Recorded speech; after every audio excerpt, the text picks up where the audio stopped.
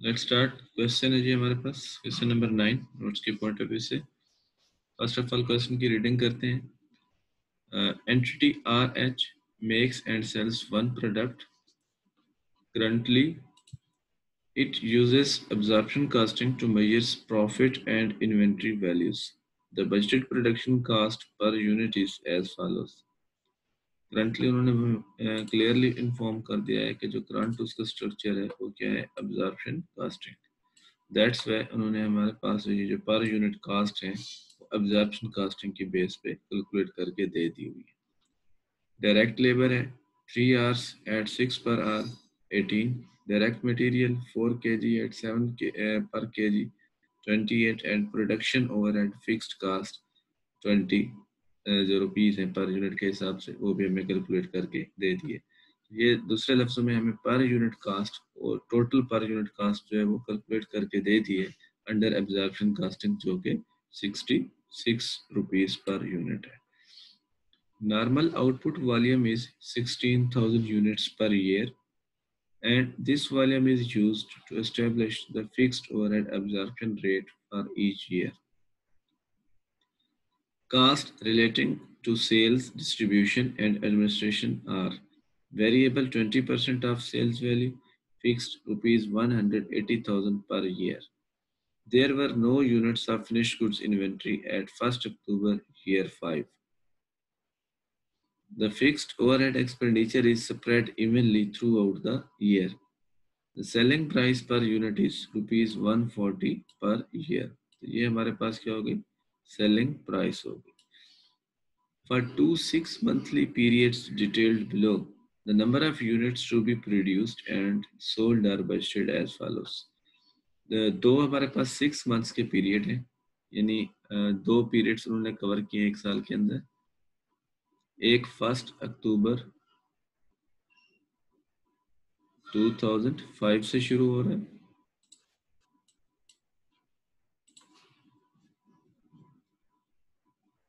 1 अक्टूबर 2005 से लेके 31 मार्च 2006 पे एंड हो रहा है।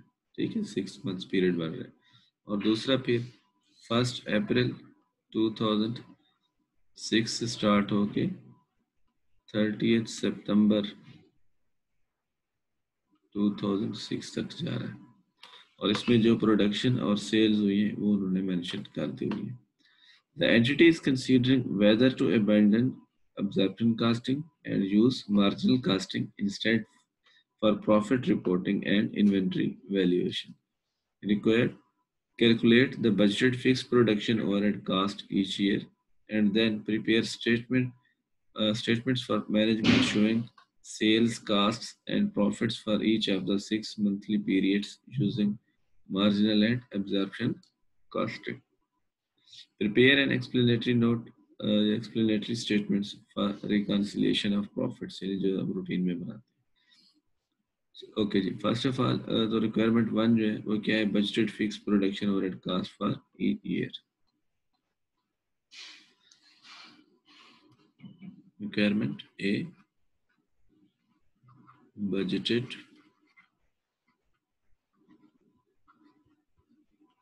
Fixed production overheads.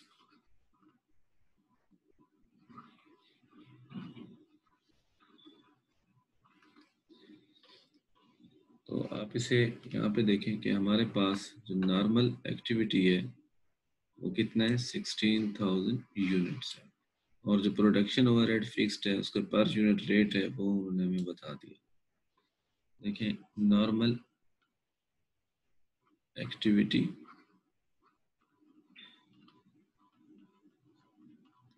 Is 16,000 units, और फिक्स्ड ओवरहेड रेट भी उन्होंने हमें कैलकुलेट करके दिया हुआ है।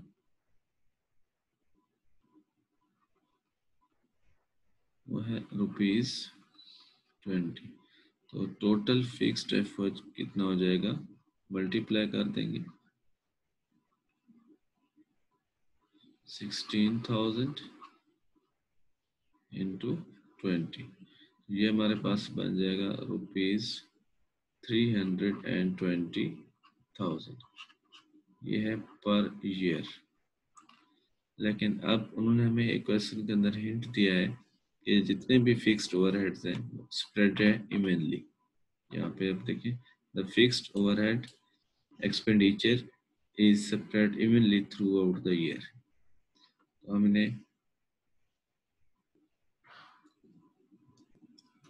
इस तरह से डिस्ट्रीब्यूट कर सकते हैं, यानी 6 मंथली पीरियड में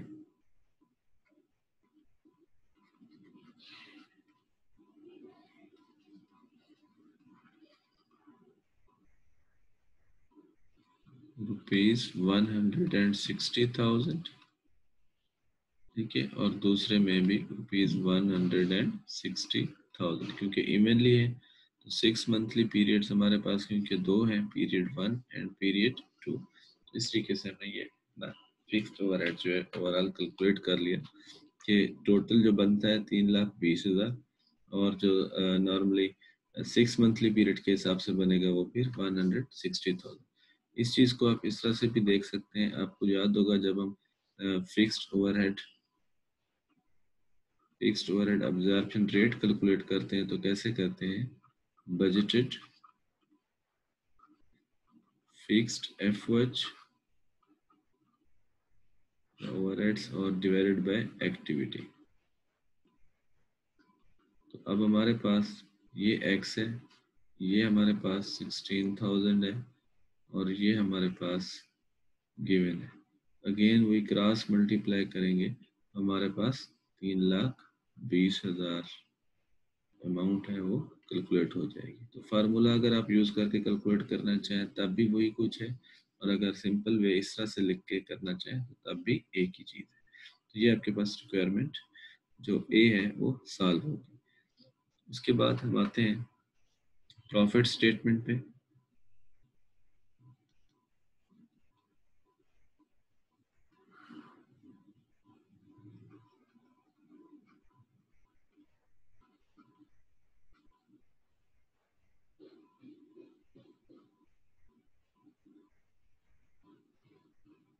under absorption costing, first of all हम इसको देख लेते हैं। और पीरियड जो कवर वो करेगा क्या, कब से, 1 अक्टूबर 2005 से लेके 31 मार्च 2006, इस पीरियड के लिए हम बनाने जा रहे हैं। तो सबसे पहले हम यहाँ लिखेंगे सेल्स इन 6 मंथ में कितना हुई हमारे पास,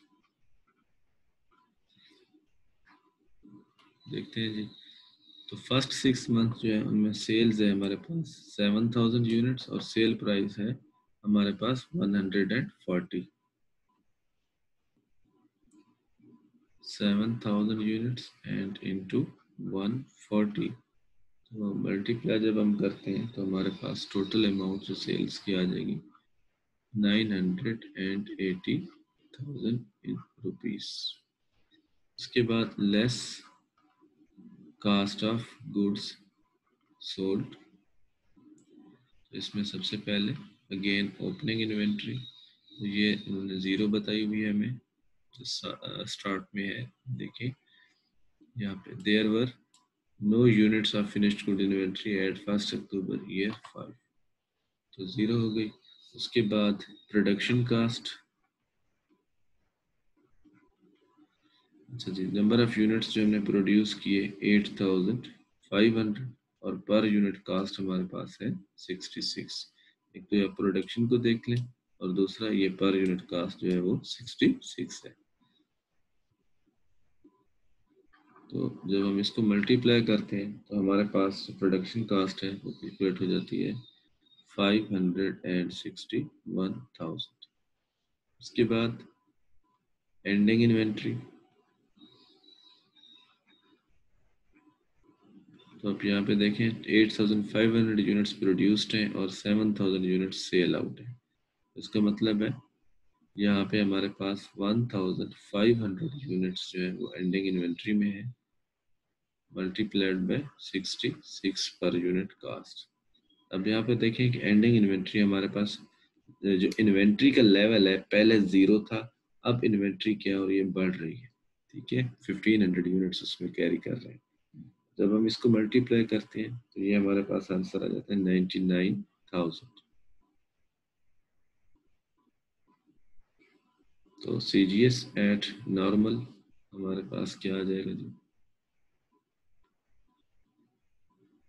CGS एट नॉर्मल 462,000। राइट जी। अब हम बात करेंगे under or over absorb FOH। Under or over absorbed fixed FOH। ठीक है, अब हम इसकी कैलकुलेशन करते हैं। तो आप यहाँ पर देखिए, मैं इसकी यहाँ पे कैलकुलेशन कर लूँ। Over or under absorbed fixed FOH। अच्छा जी, अब इसको देखते हैं जी। फिक्स्ड ओवरहेड absorbed और अप्लाइड जिसे हम कहते हैं। तो एक्चुअल प्रोडक्शन इज 8500 और रेट है हमारे पास 20। जो फिक्स्ड ओवरहेड रेट है 20 था, 8500 इंटू 20, ये बन रहा है जी 170,000। और जो हमारे पास बजटेड थे वो 160,000। आप यहाँ पे कंपेयर करें तो ये 10,000 एक तो यहाँ पे एक्स्ट्रा आ जाएगा, और दूसरा ये भी क्या है, ओवर एब्जॉर्ब है।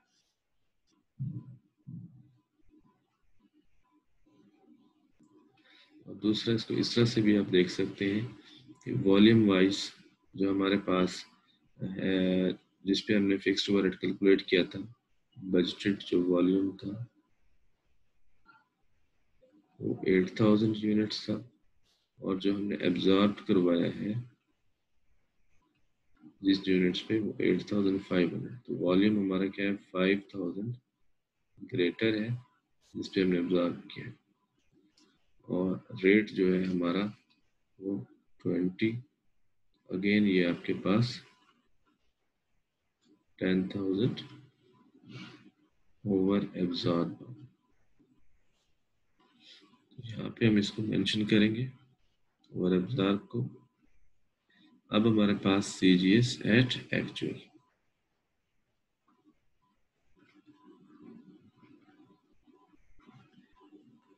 452,000। इसको माइनस करेंगे सेल्स में से। ठीक है, तो 980,000 माइनस CGS, तो हमारे पास ग्रॉस प्रॉफिट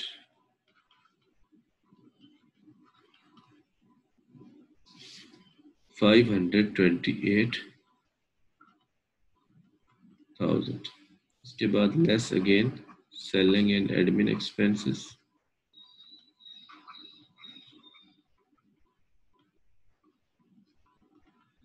तो उसमें वेरिएबल और fixed selling and admin. Variable जो है वो 20% ऑफ सेल्स है। ठीक है, तो अगर उनको मैं डायरेक्टली वहां लिख लूँ 196,000, तो सेल्स की हमारी परसेंटेज है 20% सेल्स वैल्यू पर। और जो फिक्स्ड है वो उन्होंने बताया 1,80,000 पर ईयर। तो पर ईयर है तो 6 मंथ के कितने हो जाएंगे, 2 पे डिवाइड कर लेंगे तो ये बन जाएंगे 90,000।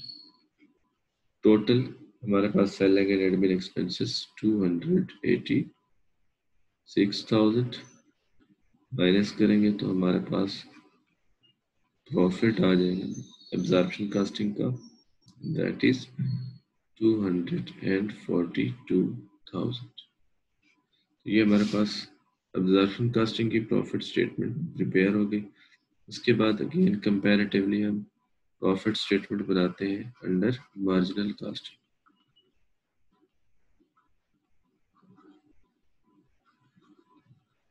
ये फर्स्ट 6 मंथ अगेन 1 अक्टूबर 5 से लेके 31 मार्च 2006। तो इसमें हमें कुछ चीज़ों का पता है, क्विकली हम सॉल्व कर लेते हैं। सेल्स हमने कैलकुलेट की हुई है 980,000 लेस वेरिएबल कास्ट्स, तो हम यहाँ पे लिख सकते हैं वेरिएबल CGS या cost of sales opening inventory is 0, production cost, तो प्रोडक्शन कास्ट 8,500 यूनिट्स है, और यहाँ पे हमारे पास जो प्रोडक्शन कास्ट है अब कितना हो जाएगी, तो आप यहाँ पे भी देख सकते हैं ये कम्बिनेशन था पर यूनिट कास्ट का। डायरेक्ट लेबर 18 और डायरेक्ट मटेरियल 28, फिक्स यहाँ पे शामिल नहीं होगा, ये बन जाएगा 46 पर unit cost under marginal costing. Right जी, तो ये हमारे पास बन गया 46। मल्टीप्लाई किया इसको तो ये हमारे पास बन गया जी 391,000, अगेन लेस एंडिंग इन्वेंट्री, तो वही 1500 यूनिट्स बट मल्टीप्लाइड बाय 46, ये बन गया 69,000। माइनस किए तो हमारे पास वेरिएबल कॉस्ट ऑफ सेल्स का जो फिगर है वो बन गया 322,000। इसके बाद वेरिएबल सेलिंग एक्सपेंसेस जो कि 20% ऑफ सेल्स है, तो वो है जी हमारे पास 196,000। टोटल वेरिएबल एक्सपेंसेस 518,000, माइनस करेंगे सेल्स से तो हमारे पास total contribution margin that is 462,000। उसके बाद लेस फिक्स्ड ओवरहेड्स कास्ट,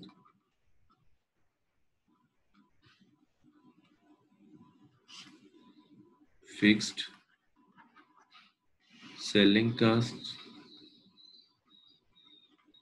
जो कि 180,000 पर ईयर थी 6 मंथ के लिए, 90,000 ये माइनस हो गया, और फिक्स्ड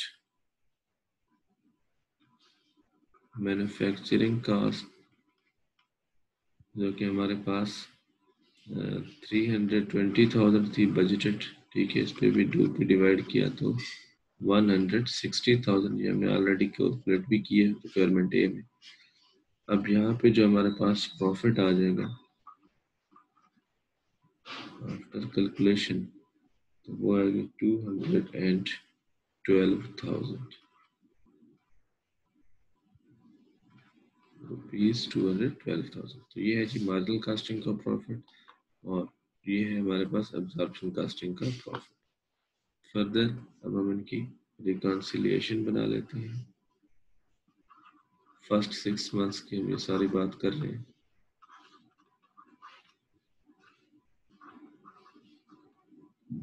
फर्स्ट अक्टूबर 5, 31 मार्च 6, प्रॉफिट अंडर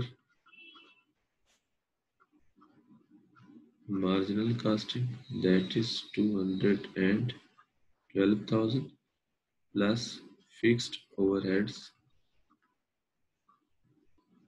deferred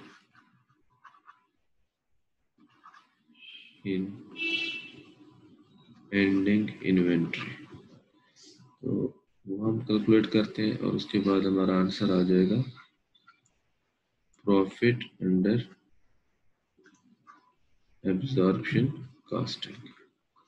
तो मैंने यहाँ डायरेक्टली प्लस का क्यों लिख दिया, क्योंकि मुझे अंदाज़ा हो गया है कि फिक्स्ड जो हमारे पास इन्वेंट्री का लेवल है पहले 0 था और अब वो 1500 यूनिट्स उसमें पार्क किए गए हैं, तो इन्वेंट्री इंक्रीज हो रही है, तो इसलिए मैंने ऑलरेडी इसको लिख दिया। अदरवाइज आपने क्या करना है, चेंज इन इन्वेंट्री पहले फाइंड करना है। Ending inventory is 1500 units and opening inventory 0। तो पॉजिटिवली यहाँ पे इन्वेंट्री इंक्रीज हो रही है, इंक्रीज इन इन्वेंट्री 1500 यूनिट्स। इसको मल्टीप्लाई कर दें fixed overhead absorption rate which is given in question 420, तो टोटल करेंगे तो ये बन जाएगा 30,000। तो ये आप यहाँ पे पार्क करें इसको, तो टोटल आपका बन जाएगा 242,000 अगेन, जो कि प्रॉफिट अंडर एब्जॉर्प्शन कॉस्टिंग है। राइट अवे हमने जो फर्स्ट 6 मंथ्स हैं उनको सॉल्व कर लिया है, ठीक है। इनमें कोई ऐसी बात अब फर्दर नहीं रहेगी जो हमने डिटेल में डिस्कस ना की हो। तो नेक्स्ट जो है हमारे पास दूसरे 6 मंथ, हम अब उनका क्वेश्चन सॉल्व करते हैं। तो आप इसको देखेंगे किस तरीके से हम इसको मैनेज करते हैं। इसमें वो सारी चीज़ें आएंगी कि एफर्ट जो रिलीज कैसे होता है, जो जैसे यहाँ पे डेफर्ड हो रहा था रिकन्सिलिएशन, तो उसके लिए मैं ये सॉल्व करता हूँ नेक्स्ट 6 मंथ्स।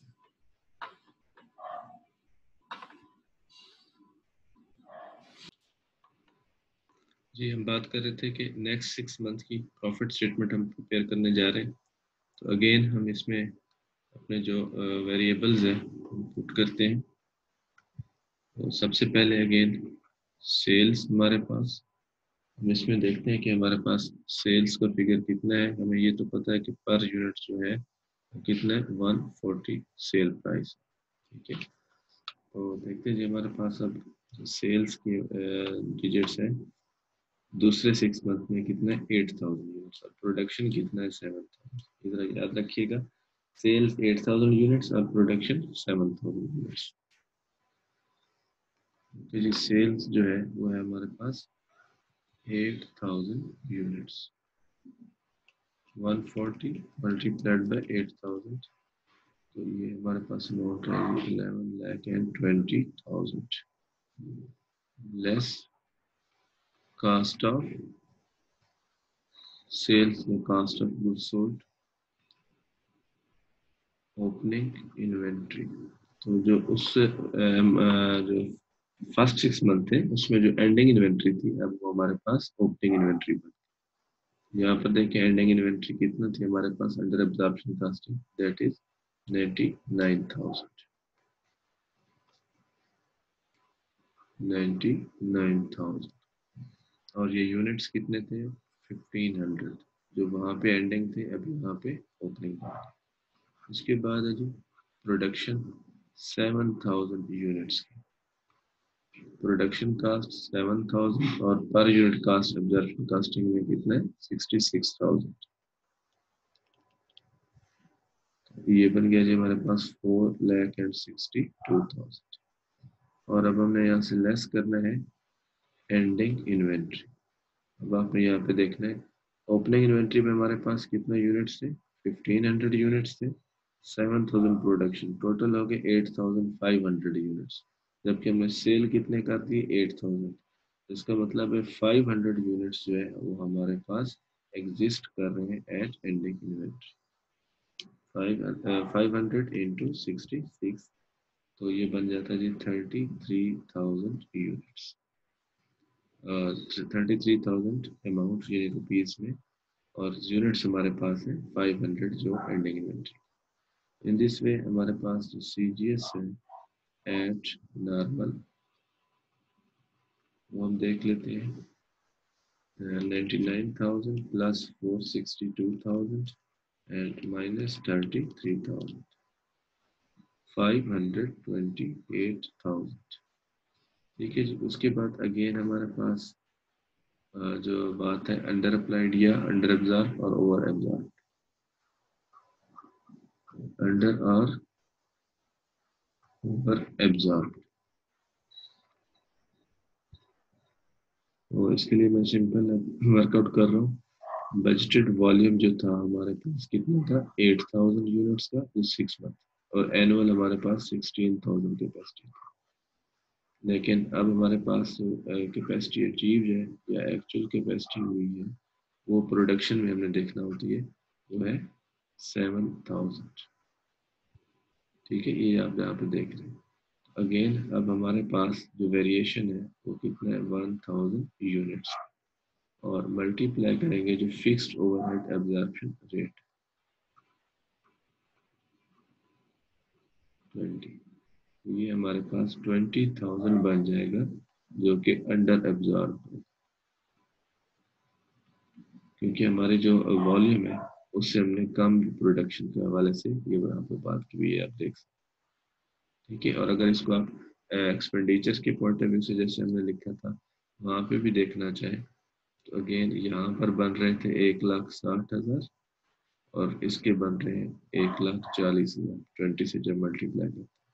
अगेन वेरिएशन हमारे पास देखिए, जो एब्जॉर्ब्ड है वो 140,000, एब्जॉर्ब 7000 इंटू 20, और बजट वॉल्यूम में बजट के एक्सपेंडिचर हमारे पास कितना है, 160, तो ये हमारे पास 20,000 का अगेन अंडर एब्जॉर्ब।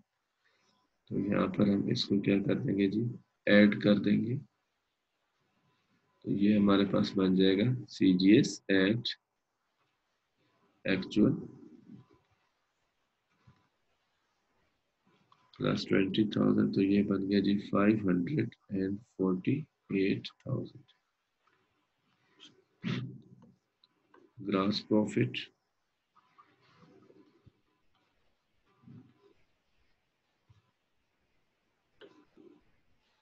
ये जी हमारा बन गया ग्रॉस प्रॉफिट 572,000, जब हमने सेल्स में से सीजीएस को माइनस किया।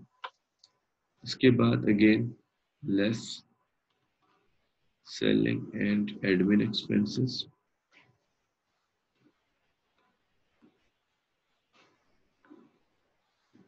वेरिएबल, वेरिएबल का रिलेशन हुई है 20% ऑफ सेल्स, तो सेल्स है जी हमारे पास 11,20,000, तो ये बन गए जी 224,000, एंड फिक्स्ड सेलिंग, तो वो हमारे पास है 90,000, क्योंकि 180 टोटल है, तो 2 6 मंथ्स है इस तरह से, प्लस इसमें हम 90,000 करते हैं, तो हमारे पास टोटल जो बन जाएगा 314,000 फिक्स्ड एक्सपेंसेस और वेरिएबल सेलिंग माइनस किया हमने। तो ये हमारे पास जो प्रॉफिट हुआ under absorption costing, that is 258,000। Clear जी, तो ये हमारे पास प्रॉफिट अंडर एब्जॉर्प्शन कास्टिंग। अब हम बनाते हैं quickly profit statement under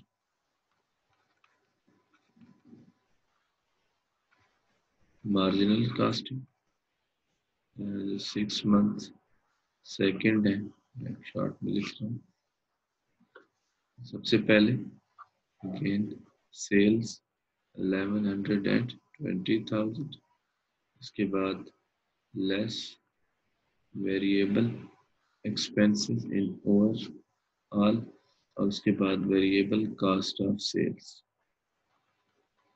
variable cost of sales, opening inventory जो कि हमारे पास 1500 यूनिट्स होंगे अब इसमें, again production 7000 units, and then ending inventory, तो ये हमारे पास 500 यूनिट्स। ओके जी, ओपनिंग इन्वेंट्री, अब क्योंकि मार्जिनल कास्टिंग में 46 जो है ना हमारे पास पर यूनिट कास्ट है, तो जो पहले 6 मंथ में हमारे पास ओपनिंग एंडिंग इन्वेंट्री है, वो अब हमारे पास यहाँ क्या हो जाएगी, ओपनिंग इन्वेंट्री दैट इज 69,000। फिर 7,000 मल्टीप्लाई 46 करते हैं, यहाँ पे भी 46 जो मार्जिनल कॉस्टिंग का रेट था पर यूनिट, ये बन गया 322,000 और देन 546 तो 23,000। ये एंडिंग इन्वेंट्री है, माइनस कर देंगे 69,000 प्लस 322,000 माइनस 23,000। तो हमारे पास वेरिएबल जो कॉस्ट ऑफ सेल्स है 368,000। अब इसमें प्लस कर देंगे वेरिएबल सेलिंग जो 20% ऑफ सेल्स थे,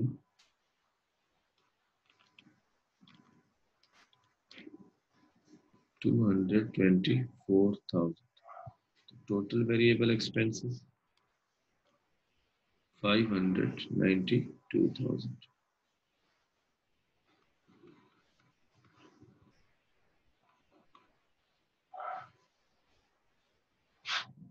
सेल्स में से माइनस करते हैं तो हमारे पास टोटल कंट्रीब्यूशन मार्जिन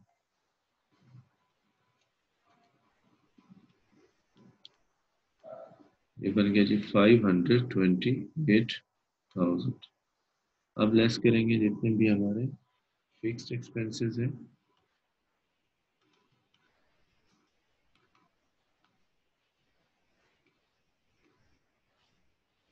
तो वो है जी fixed selling again 90,000 and fixed manufacturing, ये हमारे पास 160,000 है जो बजट के थे।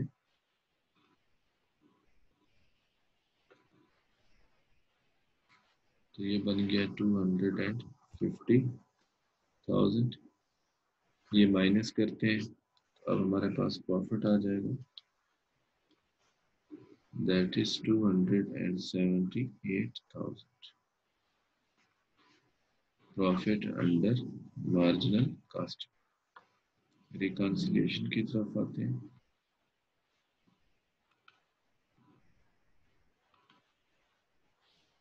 तो यहाँ पे हम लिखते हैं जी प्रॉफिट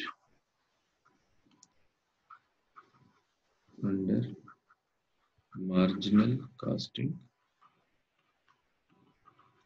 278,000। तो इस पॉइंट इन टाइम पे ऐसा समझ लें हमें अभी कुछ नहीं पता कि प्लस करना है या माइनस, तो हम क्या फाइंड करेंगे, change in inventory. Ending inventory तो ये है हमारे पास 500 यूनिट्स एंड ओपनिंग इन्वेंट्री जो है वो हमारे पास से 1,500 यूनिट्स। अब देखें चेंज क्या हुई, साल के शुरू में हमारे पास 1,500 यूनिट्स थे और अब 500 है, तो क्या हुई, डिक्रीज हुई, डिक्रीज इन इन्वेंट्री 1,000 यूनिट्स। अब इसे आप मल्टीप्लाई करें फिक्स्ड ओवरहेड एब्जॉर्प्शन रेट्स। अच्छा, ये इन्वेंट्री के डिक्रीज होने का मतलब ये है ये इन्वेंट्री बेसिकली सेल आउट होगी, ठीक है। इसे 20 से अब मल्टीप्लाई करते हैं तो वी गॉट 20,000 रुपीज।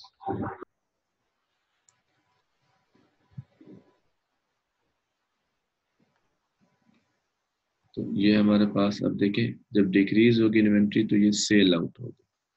इन्वेंट्री के डिक्रीज होने का मतलब क्या है, ये इन्वेंट्री सेल आउट हो गई, यानी दूसरे लफ्जों में release from stock, release from stock, stock से निकल के सेल्स में कन्वर्ट हो।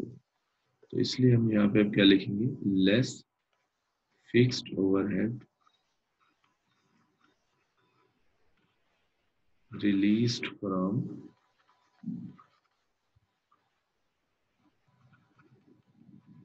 ending inventory that is 20,000 minus के, और अब हमारा आंसर आ जाएगा प्रॉफिट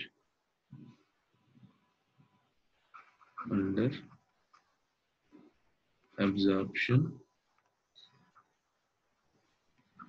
costing, that is 258,000, ठीक है, जो कि हम अब कंपेयर करते हैं जो एब्जॉर्प्शन कॉस्टिंग का प्रॉफिट था, यस दैट इज 258,000। अब हम थोड़ा सा और चीज़ों को प्रूव करते हैं। प्रोडक्शन इक्वल टू सेल, तो जो प्रॉफिट्स होंगे वो मार्जिनल कॉस्टिंग और एब्जॉर्प्शन कॉस्टिंग के बराबर होंगे। तो ये सूरत हाल हमने अभी नहीं देखी। सेकेंडली, अगर प्रोडक्शन ग्रेटर देन सेल, तो जो प्रॉफिट पे इम्पैक्ट होगा वो एब्जॉर्प्शन कॉस्टिंग का जो प्रॉफिट होगा वो greater than marginal costing profit. When production less than sale, then जो प्रॉफिट होगा एब्जॉर्प्शन कॉस्टिंग का प्रॉफिट क्या होगा, लेस देन मार्जिनल कॉस्टिंग। तो अब देखिए यहाँ पे हम अपने क्वेश्चन में चीज़ों को वेरीफाई करते हैं। जो अभी सेकंड 6 मंथ थे, यहाँ पे प्रोडक्शन थी 7,000 यूनिट्स और जो सेल्स थी वो है हमारे पास 8,000 यूनिट्स, ठीक है। तो प्रॉफिट यहाँ पे क्या था, एब्जॉर्प्शन कॉस्टिंग का था 258,000, जबकि मार्जिनल कॉस्टिंग का कितना था 278,000। तो आप ये कंपेयर कर सकते हैं। फर्स्ट 6 मंथ थे, वहाँ पे हमारे पास प्रोडक्शन थी 8,500 यूनिट्स, जबकि सेल्स जो थी वो हमारे पास सिर्फ कितना थी 7,000 units, production greater than sales. तो जो प्रॉफिट थे मार्जिनल एब्जॉर्प्शन के हम देख लेते हैं।